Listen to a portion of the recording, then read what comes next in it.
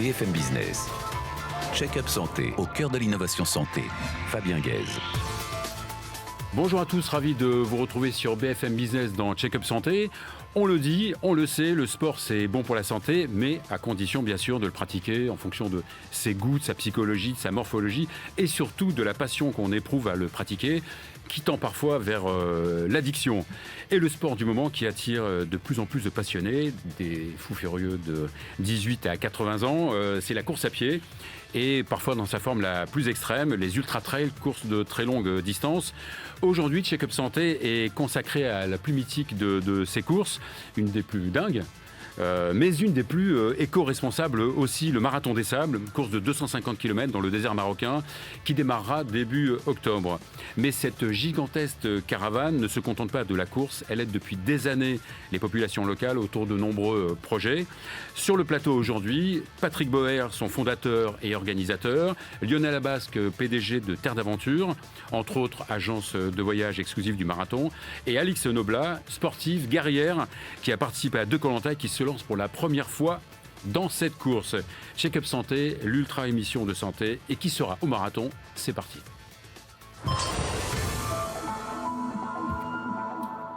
Alix Noblat, bonjour. Bonjour. Lionel Abasque, bonjour. Bonjour. Patrick Boer, bonjour. Bonjour. Donc c'est vous le fou furieux à l'origine de cette caravane ça, oui. C'est un petit peu ça. Quelle mouche vous a piqué il y a 35 ans à l'origine de ce Marathon des Sables? Ça c'est en fait je fais court, c'est 2 ans de vie en Afrique, plusieurs fois traversée du Sahara en voiture, et au retour de ces 2 années en Afrique, j'ai envie de faire un parcours à pied en autonomie totale avec mon eau, ma nourriture. Ça a duré 12 jours, 350 km, et j'ai eu envie de faire partager cette expérience au plus grand 350 nombre. km à pied. Voilà, en créant une épreuve au même concept. Autosuffisance. Ouais. Heureux quand même de ce retour du MDS, du Marathon des Sables. Oui. Après combien, 2 ans d'arrêt, 1 an et demi? Ouais, pratiquement presque 2 années là. Donc 3 reports successifs. Ouais. Donc je suis vraiment content d'être là avec vous. Et Ça sent le sable chaud, ça. Ça sent le sable chaud. Et encore, c'était pas gagné d'avance il y a quelques semaines, non? Je vous avoue que j'ai eu les autorisations il y a une semaine. Une semaine officielle. Bon, on se doutait que on allait quand même être bienveillant avec nous. Parce que j'ai annulé 3 jours de consultation quand même pour venir. Donc à présent, le MDS, c'est une des épreuves les plus connues. Oui, on peut dire ça. Enfin, statistiquement, on a touché l'an passé, la dernière édition, un peu plus de 350 millions de personnes à travers le monde qui sont validées. Donc, il y a des choses qui nous échappent, mais c'est super parce que ça touche plein de continents. Et c'est pour ça qu'il y a toujours entre 45 et 50 pays qui participent à la course chaque année. Ouais, une grande majorité de Français, Français, une petite majorité, je veux dire. Ouais, majorité, ouais. Bon, c'est une énorme caravane. Oui, c'est composé de. Là, cette année, ça va être plutôt. En général, c'est 1 millier, ça peut aller à 1200. Là, cette année, c'est plutôt 720, 730 avec tous les reports. Et c'est vrai qu'on sera plus loin. J'ai une chance de gagner. Donc, évidemment, les coureurs, mais il y a aussi tout le staff. Ouais, on est un bon 500 personnes autour. Journalistes, médecins, ils sont 45 cette année, des fois ils sont 60. Tout le staff d'encadrement, les bénévoles, les prestataires, les cuisiniers. Donc un budget monstrueux, quoi. Oui, c'est un budget qui avoisine entre 3 et 4 millions d'euros par édition. Ouais. Lionel Abasque, vous êtes le patron de Terre d'Aventure et le DG du groupe Voyageurs du Monde et surtout l'agence exclusive du MDS. Ça représente quoi, Terre d'Aventure, en termes de collaborateurs Alors c'est avant, on va dire avant Covid, C'est à peu près 200 collaborateurs. On fait partir à peu près chaque année 35 000 clients. Et si on intègre toutes les marques du groupe, on est plutôt à 250 000 clients. Et ceci dans le monde entier parce que Terre d'Aventure est plutôt spécialisée sur la partie trekking, randonnée et maintenant de plus en plus Vous vélo. êtes d'ailleurs leader, non, sur cette partie. Ça fait 40 ans et on a une histoire commune avec Patrick puisque Terre d'Aventure est née dans le désert, dans le Sahara. On a commencé les premiers voyages il y a plus de 40 ans dans le désert algérien, dans le désert marocain, dans le désert mauritanien. On est parti de la même histoire que Patrick. Et vous avez fait 2 fois, je crois, le marathon de Moi, je l'ai fait 3 fois. 3 fois, oui. Voilà. Et on en reparlera. Et vous avez survécu. On a survécu et on a une idée on en reparlera en 2023 d'en faire un 4e. Alors, magnifique. Ah oui, dans quelques années. Voilà. Évidemment, le Covid est là, c'est parti par là. Donc, vous voyez un petit peu le bout du tunnel ou pas? Oui, des choses ont changé. On commence à voir la lumière avec, vous êtes un spécialiste avec notamment la vaccination. Donc aujourd'hui, tous les clients qui sont vaccinés peuvent voyager dans le monde entier, à condition que les pays les acceptent. Or aujourd'hui, que ce soit l'Asie, l'Amérique du Nord, très peu de pays d'Amérique du Sud nous acceptent aujourd'hui. Donc c'est encore limité aujourd'hui à l'Europe. Pas mal de pays africains sont ouverts.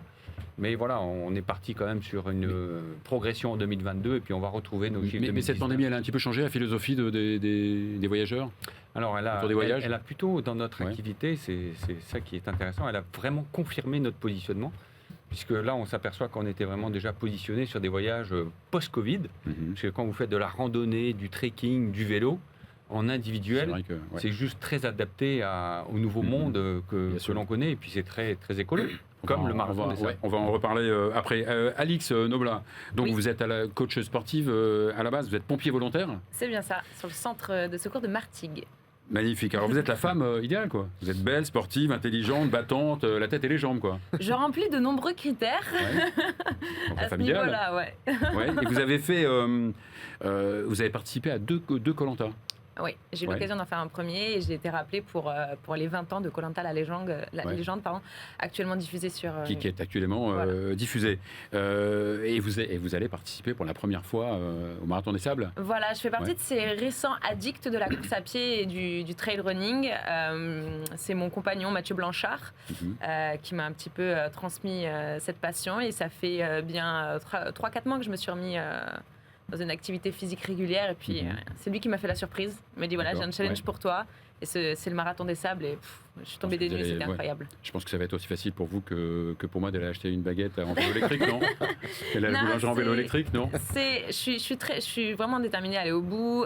Pour moi, clairement, je serai finisher de cette épreuve. Mais ça va pas être dans la facilité, non. Pas dans la oui. Non. Il y a une étape que vous craignez particulièrement, non? La plus longue. Celle qui fait 80... Aux alentours de 80 km, oui. Oui. Alors, Patrick, le Marathon des Sables, c'est une course évidemment très difficile. Les coureurs sont livrés à eux-mêmes. Ils doivent amener leurs affaires, leur personnel, leur nourriture, dans leur sac à dos. Les conditions climatiques sont assez extrêmes. Et pourtant, on dit que vous êtes un parano de la sécurité. Oui, c'est vrai, parce que... Ça a l'air paradoxal. Ouais, mais en même temps, j'ai eu des cas difficiles et je crois que si on ne tire pas d'enseignement de ce qui nous arrive, et on a sauvé des vies avec toute l'équipe des docteurs à 1 minute, 2 minutes près. Donc c'est la raison pour laquelle il y a toujours 2 ou voire 3 hélicos, parce que souvent la gendarmerie royale nous épaule d'un 3e hélicoptère. L'armée, même vous suit. L'armée, bien sûr, les forces armées royales, c'est un soutien inconditionnel depuis le début de notre histoire. Et c'est sous le haut patronage de Sa Majesté le Roi Mohamed VI depuis 25 années consécutives quand même. Donc, ça veut dire qu'il y a une vraie confiance du royaume et ça c'est touchant. Ça veut dire que toutes les autorités civiles et militaires de la région sont là pour nous épauler et nous aider à réussir notre événement dans les meilleures conditions, à la fois pour les journalistes, les coureurs, le staff. Donc un encadrement santé oui, très, parce très que important. vous savez, entre chaque checkpoint, il y a des véhicules médicalisés avec des commissaires de course, avec tout le matériel, réa, lourdes, défibrillateurs. Ça va de l'ampoule à chaque checkpoint, bien sûr, parce que ça peut aller très loin. Et puis la clinique qui est à l'arrivée et des balises satellites qui sont données à chaque participant, qui peuvent mettre en route si c'est nécessaire. Et là, il y a un hélico qui part dans le protocole systématiquement, que ce soit utile ou pas utile, on prend aucun risque. Il y a peu de gros problèmes puisque les coureurs sont, sont déjà expérimentés, non, ils savent ce qu'il faut faire, ce qu'il ne faut pas faire. Oui, c'est les soins de pied. Il y a à peu près 5000 soins de pied par édition. Et puis parfois, il y a des problèmes un peu plus graves, mais là, il y a de la réa, il y a vraiment des compétences lourdes sous la direction du docteur Frédéric Compagnon. Vraiment, je suis fier de toute cette équipe. C'est plus de 20 ans qu'on travaille ensemble. Lionel, j'imagine que vous vous occupez de la santé de vos clients. Oui, de la même manière. Effectivement, même si la plupart de nos voyages sont quand même accessibles au commun des mortels, on a aussi des voyages dans des lieux extrêmes. Tout à l'heure, je parlais du Sahara, mais on fait aussi régulièrement des expéditions à 7000, 8000 mètres, au Népal notamment. Et quand vous faites ce genre d'expédition au milieu extrême, difficile, isolé, il faut être organisé, notamment en haute montagne. Nos guides sont équipés de téléphones satellitaires. On a un système de contact possible et permanent avec des docteurs guides de haute montagne par ailleurs, spécialisés sur le mal des montagnes pour pouvoir éventuellement évacuer nos clients très rapidement. Et vous avez des deals avec des assureurs ou des... Ah oui, bien sûr. On a un assureur qui nous suit et puis en cas de que ce soit d'une entorse ou un problème beaucoup plus grave, on est capable d'évacuer les clients rapidement. Et puis il y a aussi contexte géopolitique, non? Oui, alors là, le contexte géopolitique, on est en relation permanente avec la cellule de crise du Quai d'Orsay. Effectivement, on a maintenant l'habitude depuis 40 ans d'ouvrir et de fermer des pays au gré des situations géopolitiques, mais comme Patrick, on est plutôt en anticipation. On préfère, quand il y a le début d'un problème, fermer les voyages, et puis on les réouvre quand la situation va mieux. Mais on est évidemment, nos clients avant tout partent en vacances, et c'est pas pour prendre des risques. Oui. C'est vrai que c'est très important, je me permets, parce que le rapport entre le médical sur place, comme c'est notre cas, les docteurs et l'assureur, il faut qu'il y ait une véritable complicité. Quand les docteurs appellent Mutuelle pour avoir un avion sanitaire, on ne demande pas pour quelle raison. Il y a une confiance absolument totale. S'il faut évacuer quelqu'un, on ne discute pas sur le timing, c'est en route. Et ça, c'est une vraie cohésion d'équipe. Et voilà. Alix, à part quand vous pratiquez le bowling, vous faites des sports extrêmes, vous avez déjà eu des petits soucis de santé? J'ai eu des... Ça peut aller avec, non, normalement, non? Oui. Voilà, mais en fait, déjà dans l'ultra-endurance, l'ultra-endurance provoque des problèmes de santé, surtout au niveau du système digestif. Donc, il m'est arrivé, lors de mes aventures télévisées, d'avoir des problèmes d'estomac, d'avoir des troubles alimentaires suite à la dénutrition, tout ça. Donc, c'est quelque chose à vraiment pas prendre à la légère et il faut vraiment s'organiser. Mais on est très bien encadré en amont, ça faut le savoir, même au niveau médical. On a un électrocardiogramme qui est prescrit. On est vraiment bien encadré pour arriver en bonne et due forme lors de l'épreuve. Donc, mais vous préparez évidemment aussi bien mentalement que au niveau de règles hygiéno-diététiques ou pas? Moi, dans ma vie tous les jours, je suis végétarienne, donc même sur le marathon des sables, il y aura un régime végétarien pour moi qui sera envisagé. Mais je prépare mon estomac justement à manger lyophilisé, parce que là-bas, ce sera le moyen de me nourrir. Mais voilà, je me prépare mentalement et physiquement. Du coup. Et là, vous êtes en forme? Je suis totalement prête. Bon, monsieur le Président, je n'ai pas mangé un gramme de viande depuis 40 ans. Donc j'espère qu'il y aura aussi quelques légumes. Alors votre course, c'est pas pour être à la mode, mais elle est très éco-responsable. Oui, ça a toujours été comme ça de toute façon. Mais qu'est-ce que ça veut dire éco-responsable? Ça veut dire qu'on prend des choses à travers les actes qu'on peut juger ce qu'on est capable de faire. Je crois qu'on doit être les seuls à amener un four incinérateur à autocombustion pour brûler tous les déchets de la caravane. Alors ça n'a pas été toujours comme ça. Ce que je dis, on a tiré des enseignements. On a des fois brûlé les déchets, ça se brûlait mal, il fallait les ramener, les mettre ailleurs. Là maintenant, dans le four, on brûle tout. Les déchets organiques, métalliques, végétaux. Et puis on a des équipes, une quinzaine de personnes qui sont dédiées au ramassage des poubelles, environnement. Il paraît que vous mettez à l'amende les coureurs qui font n'importe quoi. Oui, c'est pas. Enfin, on estime que c'est un devoir pour nous de réagir comme ça. C'est même ni une question de mode ni de marketing. On trouve des sites tellement beaux, tellement purs qu'on se doit de les laisser aussi propres qu'on les a trouvés. Exactement. Et les bouteilles d'eau que portent les participants, c'est numéroté du numéro de dossard, même le bouchon bleu qu'on trouve par terre, c'est des pénalités graves. Alors chacun fait drôlement attention. Et puis c'est une attitude vis-à-vis de nos enfants. Enfin, les gens doivent être fiers de ce qu'ils font. C'est normal, je trouve.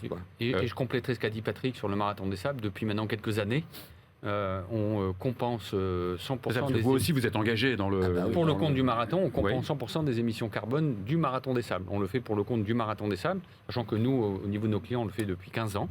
Vous le faites de manière générale et en particulier pour le Marathon des Sables. Exactement. Et ça consiste en quoi, donc, cette compensation carbone? En fait, nous, on calcule les émissions carbone de nos clients. C'est assez simple. Et sur les vols, il y a des modèles qui existent.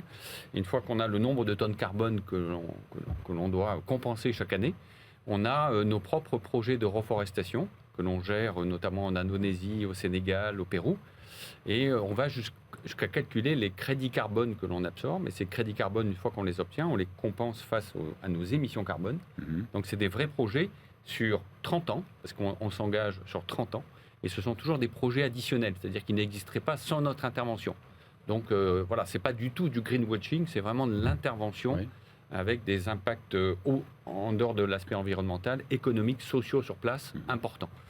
Et on le fait avec Patrick sur le Marathon des Sables. Merci vraiment. Et vous avez des projets pour 2023?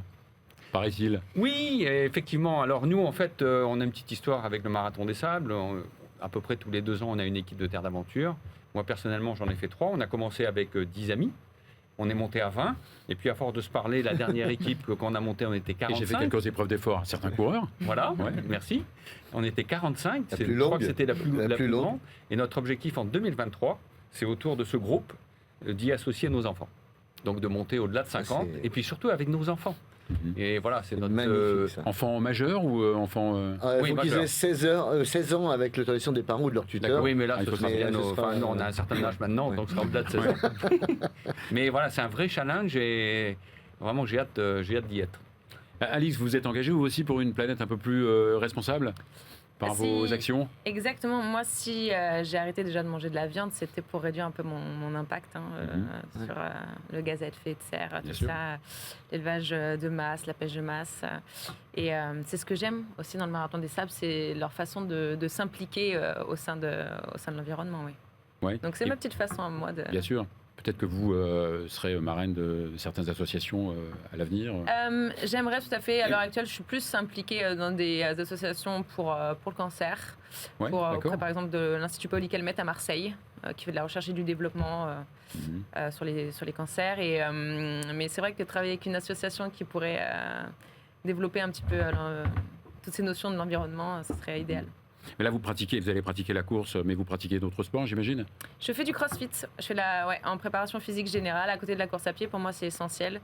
Je ne fais pas que courir. Je me prépare aussi beaucoup de gainage, beaucoup de maintien, des exercices polyarticulaires. Ça se voit, hein, les abdos, je peux vous le dire. Mais j'ai vu sur les photos. Donc pour la première étape, vous pourrez partir 1 heure après moi ou pas Comme ça, je vous rattraperai. Hop. Oui, voilà, exactement. Il est dépassé, j'en suis sûr.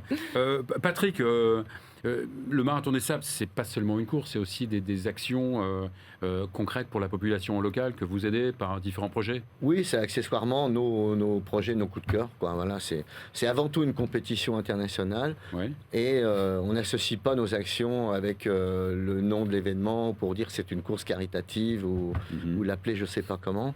Donc c'est Vous vrai êtes que ça super bien fait... accueilli par les Marocains quand même. Bah, sur super, place. parce que ça fait une vingtaine d'années qu'on a pu Ouais. avoir un petit peu de moyens pour faire des choses localement, des stations de pompage photovoltaïque, des adductions d'eau pour les écoles, faire des douches, choses comme ça. Et puis là, on a créé un centre sportif à l'entrée de Ouarzazate, le petit village d'Isfout à Line. On a 250 enfants. On a construit le centre sur un terrain de 5000 m² qui nous a été alloué par la province de Ouarzazate. Et là, on a aussi des cours d'alphabétisation pour les mamans. Il y en a 36 qui ont eu un diplôme reconnu par l'État. On a également des cours d'informatique et puis également une coopérative qu'on a montée pour que les femmes puissent avoir un peu de revenus avec la fabrication de bijoux, de colliers qui vendent essentiellement. Le plus gros chiffre d'affaires, c'est pendant le marathon. On les met en avant. Ouais. Voilà, et ça c'est super. Et là, cette année, on a lancé les travaux d'une piste d'athlétisme en tartan. Et qui va faire 100 mètres de circonférence et un mini-stade de foot au milieu. Donc vous pourrez venir voir, Alix, Ouais, j'espère, j'ai à l'arrivée. tellement hâte, C'est toujours touchant à chaque fois, les gens sont émus de voir qu'il y a un truc comme ça existe. En plus c'est beau, c'est en pisé, et puis de voir tous ces chouchous avec la banane, les petits shorts, avec le sourire du logo sûr. de solidarité Marathon des Sables. Ouais. C'est un vrai bonheur de pouvoir faire partager ça. Enfin, il n'y a pas de bonheur sans partage. Bien sûr. Ça, Alors, c'est à part clair. les 2 personnalités qui sont là, qui participent vraiment au marathon, il y a d'autres personnalités qui participent. Alors, D'autres il y a fous Mathieu furieux. quand même, D'autres fous furieux qui le participent. copain qui a fait 3e UTMB, il va venir chatouiller les athlètes marocains, donc Oui, c'est plutôt j'espère sympa. bien. Meryl Robert D'accord. qui a fait 3e Oui. il y a 3 ans, là, quand Oui, il qui a était dans notre participé, équipe. Oui. dans l'équipe de Terre d'Aventure. Et puis les 2 frères Morabiti, bien sûr, Rachid et Mohamed El Morabiti. Je crois que ça va être aussi une belle compétition entre eux cette année. Et puis on a aussi le champion marocain Lassane Ansal, l'homme aux 10 victoires, qui cette année, avec les Lions du désert, emmène une équipe avec un non-voyant. Donc il donne aussi son expérience, il la partage pour aider un non-voyant à pouvoir... Donc il court avec lui. Ouais, Oui. ouais. Il court avec lui. J'ai Donc, j'ai vu aussi qu'il y avait une femme qui avait été amputée d'une jambe. Amy, une américaine, Amy, qui, oui. oui, il y a Netflix qui vient de faire un sujet sur elle spécifiquement aussi cette Ouais. année. Donc il y a pas mal de, C'est la deuxième fois de qu'elle médias. court. C'est la deuxième Parce fois. que Ouais. l'étape en 2019, je me rappelle l'étape longue, je l'ai finie avec Avec elle. elle. Mhm. Hein, Et incroyable. aussi une personne qui va le faire pieds nus. Oui, Louri. Oui. Ça, c'est une grande Et- première. Alors, je lui ai même Ouais. posé la question il n'y a pas longtemps. J'ai dit, mais Louri, t'emmènes au moins une paire de sandales. Si tu te blesses, il dit, non, moi, Que du strap. des straps. Parce qu'il y a, il y a de la l'habitude. terre battue, il y a du sable, mais il y a aussi Ah, il y parfois a des zones pierres. de règles, de cailloux. On connaît ça oui. dans le désert. C'est Oula, quand même, ouais. Oui. il y en a pas mal aussi. Donc, J'ai vu aussi qu'il y avait un coureur qui faisait ça avec des espadrilles. il y a eu un japonais là, qui l'a fait avec des espadrilles en bois. Et puis certains Donc, aussi qui représentent des associations. Alors ça, il y en a plein. Ouais. Beaucoup qui donnent leurs C'est ampoules, magnifique. leurs douleurs, Ouais. pour ceux qui ne peuvent pas marcher, pour la terre, pour lutter contre des maladies, cancer, mucoviscidose, noma et plein. Mhm. Donc, d'ailleurs, je vais citer juste un exemple Bien d'un sûr. Anglais, parce que c'est les Anglais qui nous ont initiés un petit peu au charity business. Ça fait quand même une bonne vingtaine d'années, mais ça a toujours été un exemple. Et on avait Sir Ranulph Fiennes, l'explorateur, le frère du comédien, qui avait été anobli par Sa Majesté la Reine, et qui lui courait pour lever des fonds pour le centre Marie Curie de Londres. Et il a levé à lui seul 7 millions de livres sterling. Ah oui, Et les Anglais, 3 millions. C'est-à-dire que 10 millions cette année, là, les Anglais, Mhm. c'est incroyable. Il y a une grosse minorité d'anglais, non, c'est- sur la course Oui, ou pas ils sont 250 cette Ah oui, année. quand même. Ouais. Non, 230. Et quelque chose Patrick, je comme me ça. souviens d'un autre Anglais qui avait aussi couru pour une autre association Ouais. et qui portait une table à repasser Ah oui, pendant portait une tout table le à repasser. marathon. Voilà. Ouais. Mais au titre d'une association dont je me souviens plus le nom. bien sûr. Incroyable. Mhm. Il y en a plein, Incroyable. même individuellement. On l'appelle Iron Man. Ouais. Donc, d'accord, Ouais. c'est le jeu de Moi, mots, j'ai un ami on qui peut le ce fait qu'on peut. aussi pour, pour Ouais. lever des fonds pour lutter contre le diabète, par exemple. Ouais. Bah, il a fait son petit crowdfunding. Il est Mhm. tout seul à lancer ça. Il va mobiliser une équipe pour l'aider. Il a déjà presque 11 000 euros. Donc, mine de rien, à la fin, qu'est-ce qu'on est fier Mhm. d'avoir fait ces efforts, Bien d'avoir sûr. donné. Puis penser à ces gens-là en même temps, il leur apporter des fonds. Je trouve que c'est merveilleux, quoi. Lionel, vous l'avez fait 3 fois. Oui. Quelle expérience alors Vous vous êtes fait très mal ou pas Alors, moi, l'expérience que j'en ai, moi d'abord, Vous êtes un sportif j'ai d'assez toujours- haut niveau ou pas Moyen niveau. Ouais. J'ai toujours fini le marathon des sables, beaucoup par le mental. Mhm. Et moi, ce que j'en retiens, c'est surtout d'avoir pu courir en équipe. Le deuxième élément, moi, l'étape qui me plaît le plus, c'est l'étape longue. C'est incroyable parce qu'on finit forcément de nuit, enfin en tout cas moi. parce C'est celle je- que vous craignez, Alix, non Un petit peu, je suis oui. pas parmi les meilleurs, mais vous finissez à la frontale. On est vraiment seul au monde, dans le désert. Et quand on a la chance en plus d'avoir la pleine lune, c'est merveilleux. Ouais. Ouais, mais c'est balisé quand même. Il y a des Oui, il y a risques des de se petits, perdre ou pas petits points verts, là, les Et bâtons par contre, le seul lumineux. élément que je n'ai jamais réussi à maîtriser jusqu'à présent, ce sont les ampoules. Parce que vous savez, pour éviter le sable, vous avez des guêtres. Mhm, Donc c'est bien un sûr. effet de macération. Et moi, personnellement, je dois avoir une physiologie de la peau qui n'est pas terrible. J'ai fini mes 3 marathons, tu t'en souviens, perclus Les pieds en d'ampoules sang. à tous les pieds. Et là, les docteurs sont vraiment essentiels pour nous aider. Ah, on a un Mais on y produit, hein. arrive, on y arrive. On a lancé une crème faite par des Espagnols qui ont été Ah. testés depuis 3 ans, Bah, je l'essaie. avec la pierre ponce, etc. Six Pro, qui est un truc qu'on a proposé. Donc maintenant, aux- vous avez des dérivés aux maintenant que participants. vous Oui, que vous plein, vendez parce que oui, des beaux produits qu'on Logotipé aime. Marathon des Sables. Bien Ouais. sûr, ouais, ouais. Mhm. On associe des belles marques avec des produits qu'on aime, hein, bien sûr, qu'on a Évidemment, testés. que vous avez Enfin, expérimenté. je crois que la notion de plaisir, elle est dans tout. Ouais. Ouais. Tout ce qu'on fait avec des gens qu'on aime, Bien sûr. tout ce qu'on fait, c'est qu'on prend du plaisir. Dans la nourriture, il faut manger des trucs qu'on aime. Ouais. Enfin, le plaisir, il est indissociable de tout. Oui. quoi. Donc Franchement. Alix, qu'est-ce que vous avez prévu d'amener puisqu'il n'y a pas de viande Vous mangez quand même des œufs, du fromage, non Je Vous n'êtes mange. pas vegan Non, Ah je ne bon. suis pas végane. Parce que c'est Mais plutôt carencé vegan. Hein. les œufs, le fromage, ça peut peut-être être un peu compliqué. Ouais. Je sais qu'il y a des gens qui m'ont donné comme tips d'amener du parmesan, parce qu'apparemment Oui. ça résistait bien à la chaleur. Ouais. Mais moi, ça va être plutôt c'est très calorique. des barres à base de beurre de cacahuète. C'est mon D'accord. péché mignon, donc ce sera Ouais. plutôt ça. Et vous êtes briefé pour les éventuels, justement, ampoules, maladies. Vous avez un Moi, j'ai la Vous chance. avez un équipement, Ouais, j'ai la chance d'avoir des chaussures, des prototypes qui sont faits pour mes pieds. D'accord. Donc, ils ouais. vont bien respirer avec des guêtres qui ne laisseront Mhm. pas passer aucun grain de sable. Là-dessus, ouais, je suis vraiment bien Et là, vous avez un accompagnée. partenaire qui vous. J'ai Salomon, oui, Pour cette course qui pour cette course et aussi le marathon des sables, Mhm. qui m'a offert beaucoup de matos et Ouais. je suis totalement bien équipée pour cette aventure. Et Lionel, il n'y a pas que le marathon des sables. Vous organisez aussi des voyages pour d'autres treks ou courses Ah non, c'est vraiment un accord historique, exclusif. Ouais, c'est vrai. exclusifs, dans les deux sens alors. Ouais, complètement, et on est Ouais. ravis de cela. Non, Enfin, vous organisez quand même des treks en haute montagne. Vous dites que ah oui, vous montiez mais jusqu'à par contre, 7000, des courses, Ouais. des compétitions, on va dire, non. D'accord. Mais effectivement, on a des expéditions qui peuvent durer parfois 2 mois, hein, en Antarctique, Ah ouais. dans des zones extrêmement isolées. On sait le faire et on en fait régulièrement, même si ce n'est pas encore une fois le cœur de notre activité. Mais les expéditions, on en monte régulièrement. Mais Patrick, vous imaginez de décliner la course en d'autres courses ou pas? Alors moi, je suis... tout le monde n'est pas Ça a une telle notoriété de mon avis, mais je pense que le marathon, ça c'est une perle dans un bel écrin. Et je crois que si on en fait plusieurs, ça va se ternir. Je crois que c'est un événement annuel. C'est ma philosophie, c'est pas celle de tous. C'est comme un beau diamant qui brille. Je pense que on l'attend ce rendez-vous chaque année. Et ceux qui peuvent pas venir parce que c'est complet, ils font l'année suivante. Voilà, c'est comme ça. On va pas multiplier pour dire. Là, c'est exceptionnel avec les reports qu'on a une édition en octobre. C'est notre 35e anniversaire. Et en avril, on reprend notre place sur le calendrier pour faire la 36e édition. Donc, parce qu'on vous auriez pu le faire en Amérique du Sud, en Asie. Alors il y a eu une tentative, effectivement, mais moi j'y étais pas. Voilà, mais j'avais fait le parcours. Après, on peut se perdre des fois dans des choses, à tort ou à raison. Je vais pas revenir là-dessus, mais en tout cas, je suis revenu sur le marathon des Sables. Le Maroc. Le Maroc, c'est le pays d'accueil depuis l'historique, depuis le début, et ça changera pas de destination. Et on est très heureux que ça revienne. Les gens sont géniaux, tout le monde nous épaule. C'est vraiment une belle histoire d'amour avec le Maroc. Merci Patrick Boer, merci beaucoup et bravo pour cette course. Merci Lionel Amax, merci Alix. Merci Alix. C'est fini pour cette semaine. Peut-être que vous ne me reverrez plus après le marathon, on verra bien. On verra bien, c'est peut-être la dernière émission. On se revoit avec plaisir, sinon la semaine prochaine.